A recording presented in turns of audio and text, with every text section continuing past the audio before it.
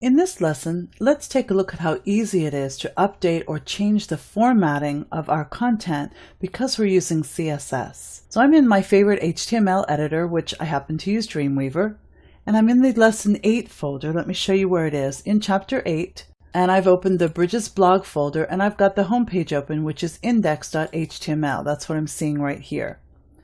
I'm in split view, which is one thing I really like about Dreamweaver, so I can see my code and I can see the design at the same time. I've gone down here to my blog postings and I'm clicking and just selecting or clicking in this text for these subheads and going over and taking a look at my code, and I can see that in my code the style that is used is called H2. So what if we were to change the color of H2? It would automatically update not only on this page, but we can have it update on all of our pages because we're using an external style sheet. So I know H2 is the one I want to change. I'm going to scroll to the top in the head section where it's referring to the CSS file.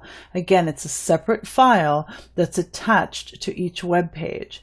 So I'm going to right click on it and choose Open that CSS file. It's a text file with a bunch of coding, and I scroll down here until I find H2, and this is where I can go in and change the color. So I'm going to go in here and select this FFF and change it to FFFF00. I'm going to save my file, and then I'm going to go back here, and you'll see that all of my headlines that are in H2 automatically updated to a bright yellow. That was the color that I chose. So in just a few seconds, I was able to change that content.